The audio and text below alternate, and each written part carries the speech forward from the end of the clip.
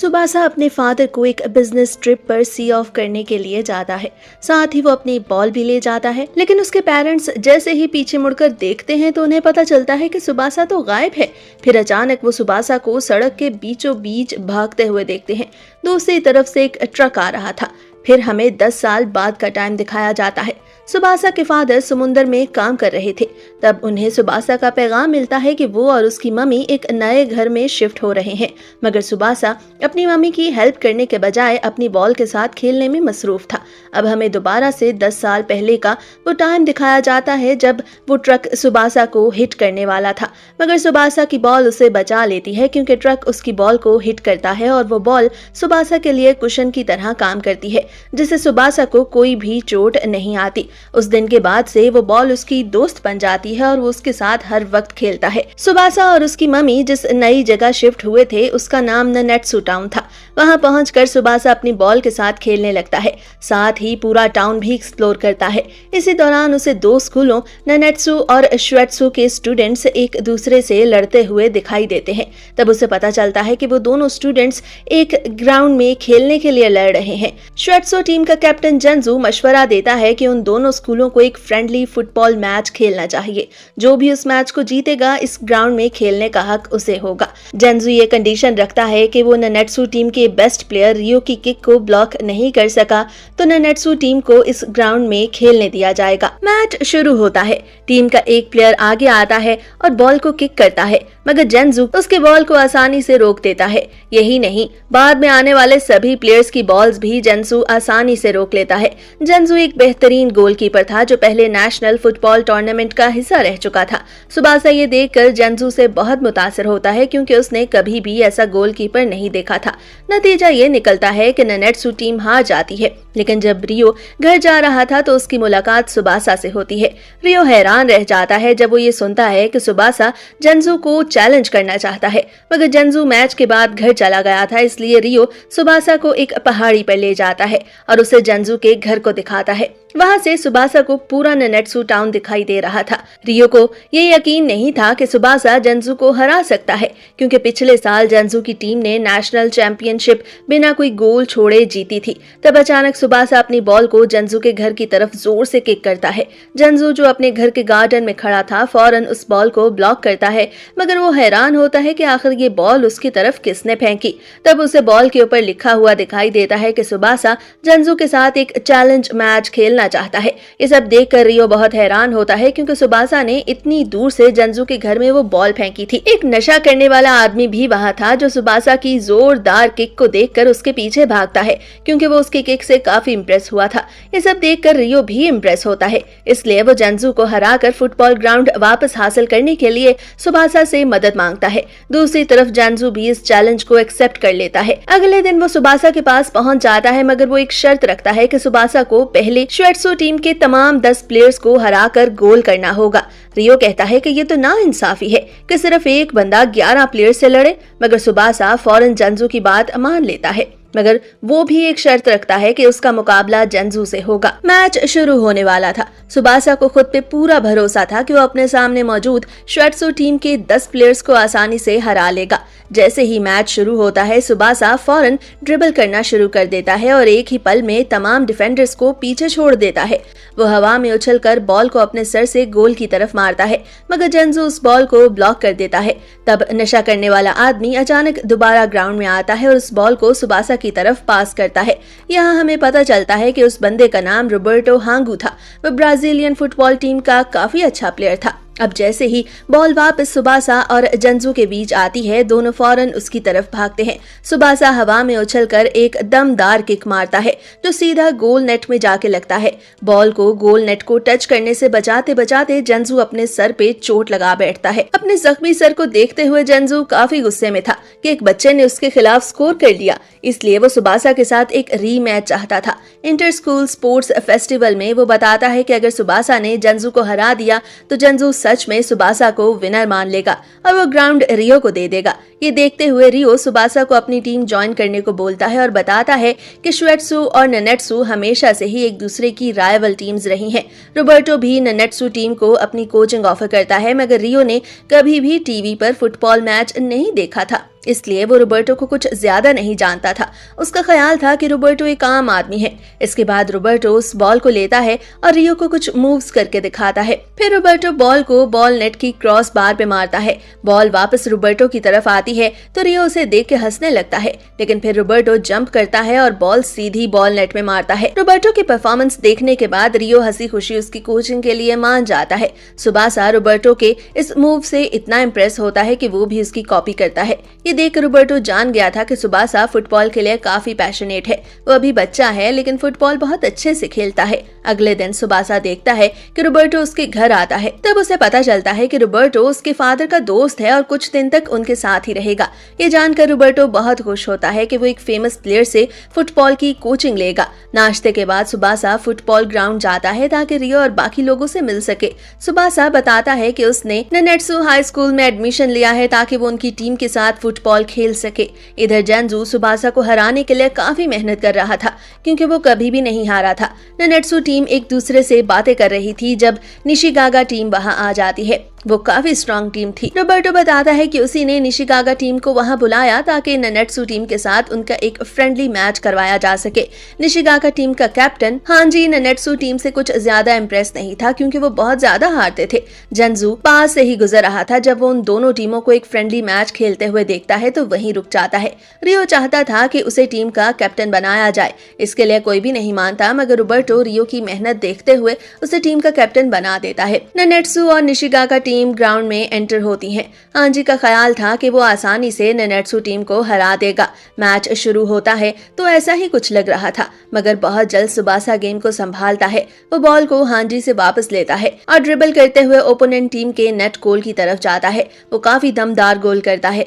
हांजी को बिल्कुल उम्मीद नहीं थी कि ननेत्सु टीम के पास इतना अच्छा प्लेयर होगा। जेंजू भी नोटिस करता है कि सारी ननेत्सु टीम काफी कॉन्फिडेंस के साथ खेल रही है क्योंकि उनके साथ सुबासा है। सुबासा ने अपनी टीम को बहुत आसानी से जितवा दिया था। ये देखकर रोबर्टो भी समझ गया था कि उसे क्यों ननेत्सु टीम को कोच करना चाहिए। उस रात रोबर्टो सुबासा को अपनी ब्राजील जर्सी देता है, जिसे देखकर सुबासा काफी एक्साइटेड था।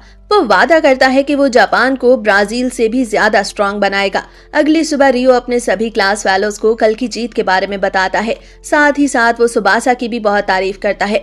सुबासा बॉल को ड्रिबल करते हुए स्कूल आता है तो सबको पता चलता है कि वो भी उन्हीं का क्लास फेलो है। और स्कूल्स न सिर्फ फुटबॉल टीम में एक दूसरे को कम्पीट कर रहे थे बल्कि वो बाकी खेलों में भी पार्टिसिपेट करने वाले थे। ननेत्सु टीम की चीयर लीडर सैनी थी जो रोबर्टो को देखकर काफी हैरान थी। दरअसल वो जानती थी कि वो ब्राजील का जाना माना प्लेयर था।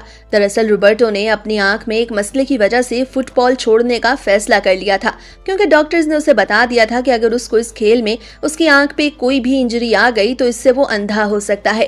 रोबर्टो पूरी ननेत्सु टीम को सुबासा का मुकाबला करने को बोलता है। शर्त ये रखी जाती है कि अगर टीम ने सुबासा को 5 मिनट तक गोल करने से रोके रखा तो वो जीत जाएंगे। मगर सुबासा तो बहुत फुर्ती और महारत से बॉल को ड्रिबल करते हुए नेट गोल की तरफ ले जाता है और फौरन ही गोल कर देता है, जिसे देखकर सैनी को सुबासा से मोहब्बत हो जाती है क्योंकि वो उसे काफी कूल दिखाई दे रहा था। सुबासा के अलावा रियो और बाकी सभी टीम थक हार चुकी थी। रोबर्टो उन सभी को बॉल से दोस्ती करने को बोलता है और हर वक्त उसे साथ रखने को भी कहता है।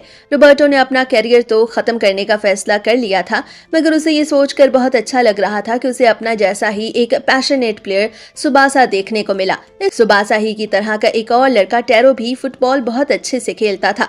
उसके फादर मुख्तलिफ जगहों पर जाकर पेंटिंग किया करते थे और इस बार वो ननेत्सु टाउन पेंट करने आए थे। अगली सुबह सभी स्टूडेंट्स बॉल को ड्रिबल करते हुए स्कूल की तरफ आते हैं, इसलिए वो काफी लेट भी हो गए थे। मनाबो ने तो अपना पहला लेक्चर तकरीबन मिस ही कर दिया था। सभी बच्चों को पता चलता है कि शुएत्सु टाउन में एक फ्रेंडली मैच रखा गया है, इसलिए वो सभी शुएत्सु ग्राउंड जाते हैं। तो इतना बड़ा ग्राउंड देखकर वो सभी हैरान रह जाते हैं। वहाँ पर हांजी भी मौजूद था। सुबासा से हारने के बाद जेंजू अब किसी भी मैच में पार्टिसिपेट नहीं कर रहा था। वो घर रहकर और ज्यादा मेहनत करता है ताकि अगले मैच में सुबासा को हरा सके। सुबासा रोज 5 बजे ही उठकर रोबर्टो के साथ ट्रेनिंग करता है और आज रियो और बाकी साथी भी सुबासा के साथ ट्रेनिंग करने के लिए सुबह के 5 बजे ग्राउंड में मौजूद थे। रोबर्टो उन्हें उनका स्टेमिना बढ़ाने के लिए काफी सारी एक्सरसाइजेस करवाता है। करीब 1 महीने की मेहनत के बाद वो सभी बॉल को बहुत आसानी के साथ ड्रिबल करते हुए स्कूल जा रहे थे। मैच से 1 दिन पहले रोबर्टो उन सभी को रेस्ट करने को बोलता है। सैनी रोज सुबासा को देखकर पूरी चीयर लीडर टीम को सुबासा को चीयर करने को बोलती है। वो बाकी सभी ग्रुप्स को इग्नोर कर रही थी। इधर जानजू ने इतनी अच्छी प्रैक्टिस कर ली थी कि वो एक साथ 2 बॉलों को डिफेंड करता है। अगले दिन इंटर स्कूल स्पोर्ट्स फेस्टिवल शुरू हो जाता है।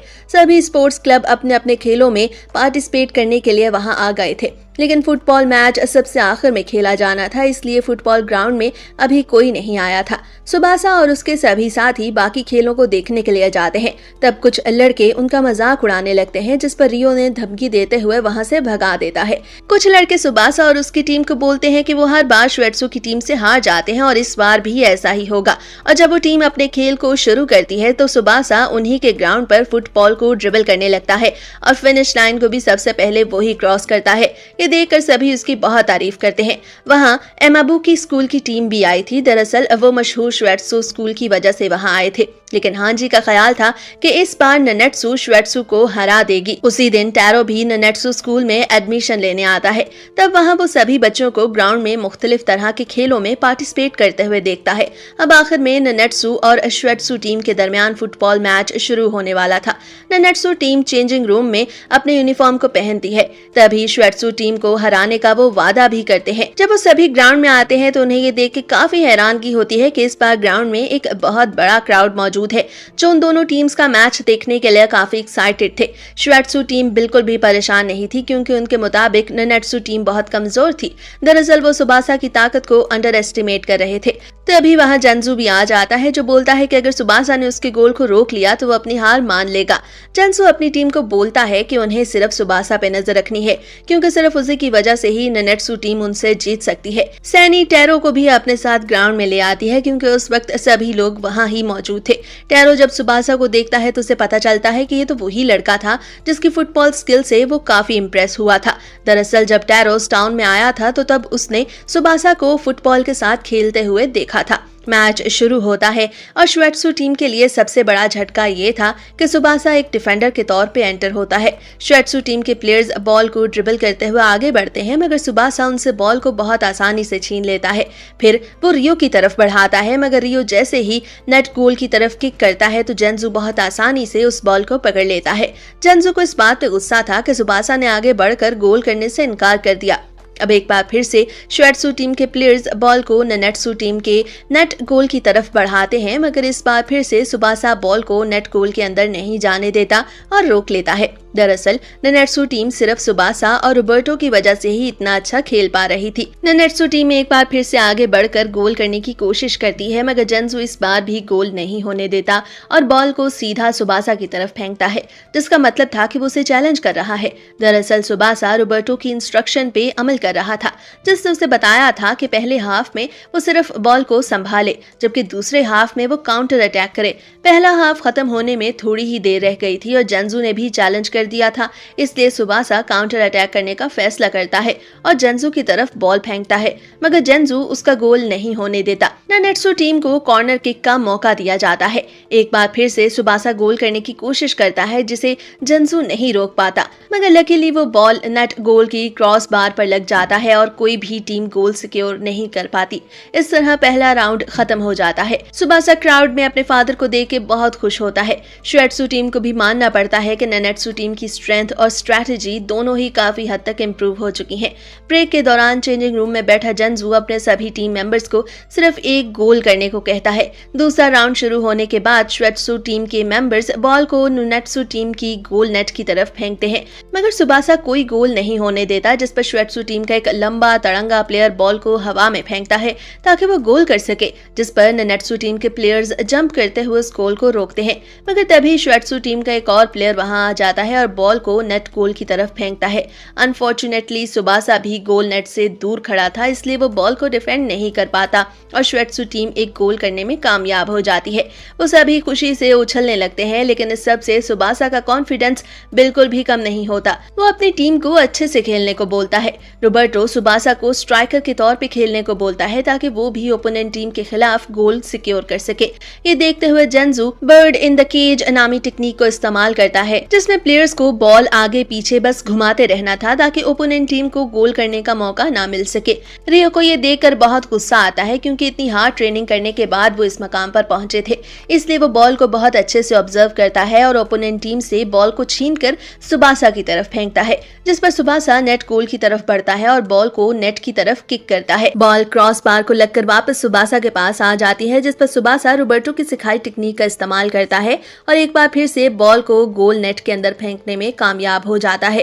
ये देखकर सुबासा और उसकी टीम बहुत खुश होते हैं क्योंकि वो भी ओपोनेंट टीम की तरह एक गोल करने में कामयाब हो गए थे। इतना खूबसूरत गोल देखकर जंजू का तो मूड ही ऑफ हो जाता है। वो ग्राउंड छोड़कर जाने लगता है, ये कहते हुए कि मैं शर्त हार गया हूँ, जिस पर उसका कोच उसे वापस ग्राउंड में आने को बोलता है। इधर रियो की टांग में चोट आने की वजह से टैरो ग्राउंड में आ जाता है और रियो की टांग को अच्छे से इंस्पेक्ट करने के बाद बताता है कि रियो अब आगे मैच नहीं खेल सकता, इसलिए वो ऑफर करता है कि वो रियो की जगह टीम के साथ खेलेगा। रियो से अपना यूनिफॉर्म भी दे देता है। इधर कोच के समझाने पर जंजू सोचता है कि वो अब भी श्वेट्सु टीम का कैप्टन है, इसलिए उसे ऐसे हार नहीं माननी चाहिए और ये देखते हुए वो ग्राउंड में वापस आ जाता है। एक्स्ट्रा टाइम शुरू होता है। टैरो और सुबासा बॉल को एक दूसरे की तरफ इतनी स्मूथली फेंकते हैं कि सब उन्हें बस देखते ही रह जाते हैं और फिर श्वेट्सु टीम भी काफी दमदार तरीके से खेलती है, लेकिन इस बार ननेट्सु टीम का मुकाबला करना उनके बस की बात नहीं थी। श्वेट्सु टीम का एक प्लेयर कॉर्नर गोल करने के लिए आगे बढ़ता है। वो किक करता है और जंजू उसकी मदद करते हुए बॉल को ओपोनेंट टीम के नेट में फेंकने की कोशिश करता है। जंजू और उसकी टीम का ख्याल था कि वो बहुत जल्द ओपोनेंट टीम से जीत जाएंगे, मगर टैरो और सुबासा की जोड़ी बेमिसाल थी। ओपोनेंट टीम का प्लेयर एक बार फिर से गोल करने की कोशिश करता है, मगर टैरो आगे बढ़कर वो गोल होने से रोक देता है। अब बॉल टैरो के पास आती है और टैरो उस बॉल को लेकर आगे बढ़ता है। टैरो बिल्कुल सुबासा की तरह खेलता था। सुबासा भी ओपोनेंट टीम की तरफ बढ़ रहा था। टैरो सुबासा की तरफ बॉल फेंकता है और फिर सुबासा जंजू को कंफ्यूज करने के लिए वो बॉल दोबारा टैरो की तरफ फेंकता है। टैरो दोबारा से बॉल सुबासा की तरफ फेंकता है और सुबासा गोल करने की पूरी कोशिश करता है। टैरो और सुबासा की जोड़ी की सभी तारीफ करते हैं क्योंकि सबको वो मैच देखकर बहुत मजा आ रहा था। जंजू ये देखकर डिस्करेज नहीं होता और श्वेट्सु टीम को और अच्छा खेलने की सलाह देता है, मगर एंड में मैच ड्रॉ हो जाता है। जंजू सुबासा की भी तारीफ करता है और बोलता है कि आज तक उसे मिलने वाले सभी स्ट्राइकर्स में सुबासा सबसे कमाल है। श्वेट्सु टीम भी ननेट्सु टीम की तारीफ करती है। अगली सुबह रियो और उसके साथी ग्राउंड में प्रैक्टिस करने जाते हैं। रियो बताता है कि ननेट्सु टाउन की सभी खिलाड़ियों में से सबसे बेस्ट खिलाड़ियों को चुनकर नेशनल टूर्नामेंट में पार्टिसिपेट करने के लिए भेजा जाएगा। इधर रोबर्टो सुबासा के फादर को अपनी रिटायरमेंट प्लान के मुतालिक और इंजरी के बारे में भी बताता है। जंजू भागता हुआ ग्राउंड में दाखिल होता है और ननेट्सु टीम के सभी प्लेयर्स को रोबर्टो की रिटायरमेंट के बारे में बताता है। वो सभी भागकर रोबर्टो के पास जाते हैं। सुबासा इस बारे में रोबर्टो से पूछता है तो रोबर्टो उसे बताता है कि हाँ बिल्कुल ऐसा ही है, लेकिन तुम्हारे लिए मेरे पास एक ऑफर है, तुम मेरे साथ ब्राजील चलो ताकि तुम फुटबॉल के एक अच्छे प्लेयर बन सको, जिस पर सुबासा फौरन मान जाता है, मगर वो ब्राजील जाने से पहले नेशनल टूर्नामेंट में पार्टिसिपेट करना चाहता था। ननेट्सु टाउन के सभी प्लेयर्स को नेशनल टूर्नामेंट में खेलने के लिए सिलेक्ट कर लिया जाता है और उनमें जंजू भी शामिल था, जिसका मतलब था कि वो सभी मिलकर एक साथ ओपोनेंट टीम का मुकाबला करेंगे। बाद में रोबर्टो को रियलाइज होता है कि अगर वो सुबासा को अपने साथ ब्राजील ले गया तो पीछे उसकी मम्मी अकेली रह जाएगी क्योंकि उसके फादर तो अपने घर से दूर जॉब करते हैं। कजीरो मायो एफसी का सबसे खूनखार खिलाड़ी था। वो गोल करने के लिए रास्ते में आने वाले किसी भी खिलाड़ी को बड़ी आसानी से इंजर्ड कर देता। उसे कोई परवाह नहीं थी कि वो किसी को जख्मी कर रहा है, उसे बस अपने गोल से मतलब था। नेशनल टूर्नामेंट में पार्टिसिपेट करने के लिए ननेट्सु टीम को ननेट्सु एफसी का नाम दिया जाता है। श्वेट्सु टीम और जंजू का एक फ्रेंडली मैच किसी और टीम के साथ होता है, जिसमें जंजू की टांग जख्मी हो जाती है। टैरो मुख्तलिफ जगहों पे रह चुका था, इसलिए उसे बहुत से दूसरे प्लेयर्स के बारे में भी पता था। वो कजीरो को जानता था और उसके ख्याल में कजीरो सबासा की टक्कर का प्लेयर था। प्रैक्टिस के बाद जब सभी बच्चे घर वापस जा रहे थे तो उन्हें जंजू दिखाई देता है। जंजू अपनी टांग में होने वाली इंजरी की वजह से सही से नहीं चल पा रहा था।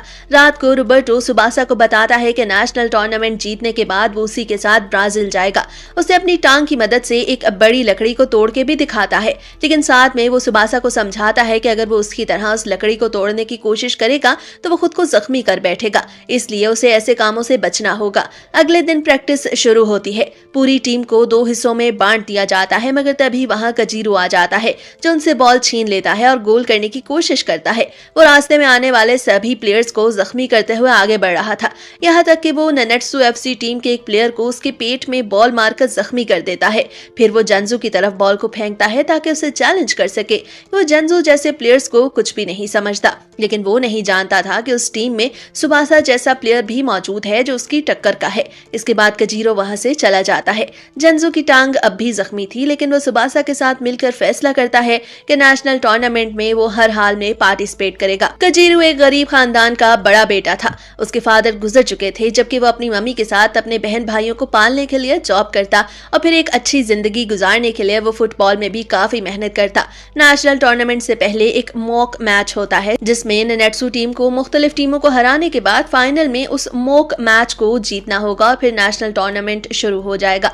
शुरू के कुछ मैचेस में जंजू बहुत अच्छे से खेलता है क्योंकि वो टेरो और सुबासा की मौजूदगी में कुछ ज्यादा मेहनत नहीं कर रहा था। तभी वो दोनों बॉल को संभाल रहे थे और जंजू बस टीम में शामिल रहता था।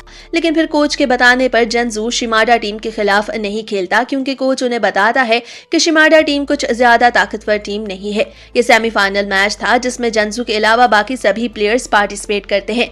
जंजू की जगह यूजू खेलता है। जैसा कि ननेट्सू टीम को बताया गया था कि शिमाडा कुछ ज्यादा ताकतवर टीम नहीं है, इसलिए मैच शुरू होने पर वो बहुत आराम से बॉल को एक दूसरे की तरफ फेंकते हैं। लेकिन जैसे ही ममारू बॉल को सुबासा की तरफ फेंकता है तो उसे शिमाडा टीम का एक प्लेयर ब्लॉक कर देता है और फिर शिमाडा टीम बहुत आसानी से गोल करने में कामयाब हो जाती है। क्योंकि ननेट्सू टीम का डिफेंस कुछ ज्यादा अच्छा नहीं था, मगर ननेट्सू टीम इससे बिल्कुल भी हिम्मत नहीं हारती। पहले पूरे हाफ में वो मुसलसल गोल करने की कोशिश करते हैं, मगर शिमाडा टीम ये होने ही नहीं देती। ननेट्सू टीम अपनी टेक्निक्स के मुताबिक खेलती है। वो दूर से ही गोल करना पसंद करते थे, मगर शिमाडा टीम भी उनकी स्ट्रैटेजी को समझ गई थी, इसलिए वो ननेट्सू टीम को काफी टफ टाइम दे रहे थे। अचानक बारिश शुरू हो जाती है और शिमाडा टीम ननेट्सू टीम को और ज्यादा मुश्किल में डाल देती है। किसी को समझ ही नहीं आ रहा था कि आखिर शिमाडा टीम से निपटना इतना मुश्किल क्यों है। तब जंजू को पता चलता है कि शिमाडा टीम का डिफेंस काफी मजबूत है। वह बॉल को एक दूसरे की तरफ फेंककर गोल को लंबा करते हैं ताकि ओपोनेंट टीम आसानी से गोल ना कर सके, और यही स्ट्रैटेजी अप्लाई करने के बाद शिमाडा टीम एक बार फिर से गोल करने में कामयाब हो चुकी थी। मगर फिर अचानक सुबासा अपनी फॉर्म में आ जाता है। टेरो और बाकी साथियों की मदद से वो पहला गोल करने में कामयाब हो जाता है। शिमाडा टीम सुबासा को रोकने की कोशिश करती है, मगर एक बार फिर से सुबासा जिसने पहला गोल किया था उसे और हिम्मत मिलती है और वो टेरो की मदद से दूसरा गोल करने में भी कामयाब हो जाता है। शिमाडा टीम समझ चुकी थी कि अब उनकी डिफेंस स्ट्रैटेजी मजीद काम नहीं करेगी, इसलिए वो आगे बढ़कर ओपोनेंट टीम के खिलाफ स्कोर करने की कोशिश करते हैं, मगर ननेट्सू टीम ऐसा नहीं होने देती और सुबासा एक बार फिर से तीसरा गोल करने में भी कामयाब हो जाता है। इस तरह सेमीफाइनल मैच आखिरी लम्हों में ननेट्सू टीम जीत जाती है। शिमाडा टीम आगे बढ़कर ननेट्सू टीम को जीतने पर मुबारकबाद देती है। फाइनल मैच में ननेट्सू टीम का मुकाबला शिमीजू टीम से होना था। एक अहम मैच था, इसलिए जंजू भी इसमें पार्टिसिपेट करने का फैसला करता है। शिमीजू टीम ननेट्सू टीम की तरह ही काफी स्ट्रॉन्ग टीम थी। सैनी भी क्राउड में सुबासा को चीयर अप करने के लिए मौजूद थी। तब वो एक और लड़की की आवाज सुनती है जो सुबासा का नाम ले रही थी। मैच शुरू होता है और ननेट्सू टीम गोल करने के लिए आगे बढ़ती है, मगर शिमीजू टीम के मेंबर सुबासा को घेर लेते हैं। ऐसा इसलिए था ताकि सुबासा आगे न बढ़ सके। इसी बात का फायदा उठाकर शिमीजू टीम के बाकी मेंबर्स गोल करने की कोशिश करते हैं, मगर जंजू अपनी जख्मी टांग के बावजूद गोल नहीं होने देता। वो बॉल को वापस सुबासा की तरफ फेंकता है और सुबासा दूर से ही गोल करने के लिए बॉल को किक करता है, मगर अनफॉर्चुनेटली बॉल क्रॉस बार से टकरा जाती है। सैनी उस लड़की के पास जाती है तो उसे पता चलता है कि उसका नाम यूई है और वो सुबासा की एक्स क्लास फेलो थी। वो सुबासा के फुटबॉल के लिए प्यार को देखकर उससे काफी इम्प्रेस थी, लेकिन इससे पहले कि वो अपनी फीलिंग्स उसे एक्सप्रेस कर पाती उनके स्कूल्स चेंज हो जाते हैं। शमीजू टीम के मेंबर्स एक बार फिर से सुबासा को घेर लेते हैं, लेकिन सुबासा के साथ ही इस बात का फायदा उठाते हैं और गोल करने की कोशिश करते हैं, मगर ऐसा नहीं हो पाता।